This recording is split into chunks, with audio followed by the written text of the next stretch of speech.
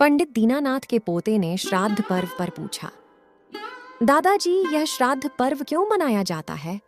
पंडित दीनानाथ ने कहा, बेटा सुनो, महाभारत युद्ध के दौरान जब कर्ण की मृत्यु हुई और वे देवलोक पहुंचे तो उन्हें भोजन में सोना दिया गया।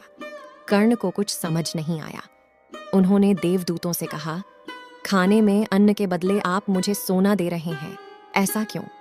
तब देवता इंद्र उनके पास आए और बोले, हे कर्ण, आपने अपने पूरे जीवन में बस सोना ही दान किया है, कभी अपने पूर्वजों को अन्न या भोजन दान नहीं किया, इसलिए बदले में आपको सोना ही मिल रहा है। सुनकर कर्ण ने कहा, हे देव, मुझे यह झांत नहीं था कि मेरे पूर्वज कौन थे और इसी कारण मैं कभी उन्हें कुछ दान नहीं कर पाया, मेरा मार्गदर्शन कीजिए। इंद्र ने कहा, हे कर्ण, आप निश्चिंत रहिए। इसके बाद कर्ण को पुनः पृथ्वी पर भेजा गया। पृथ्वी पर लौटकर कर्ण ने अपनी गलती सुधारी, 16 दिन पृथ्वी पर रहकर अपने पूर्वजों को याद किया, उनका श्राद्ध कर उन्हें आहार दान किया। इसी 16 दिन की अवधि को पितृपक्ष कहा गया। कहानी सुनकर पंडित दीनानाथ के पोते ने कहा, बहुत बढ़िया दादाजी, अब बताइए पितृपक्ष में कोए को ही भोजन क्यों कराया जाता है?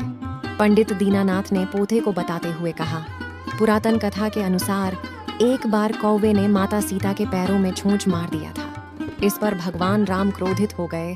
उन्होंने अपने बाण से कौवे की आंख पर वार किया, जिससे उसकी आंख फूट गई। कौवे को अपने किए पर पछतावा हुआ तो उसने भगवान राम से क्षमा मांगी। तब भगवान राम ने उसे आशीर्वाद दिया और कहा कि तुमको खिलाया गया भोजन स्वर्ग में निवास कर रहे पितरों को तृप्त करेगा।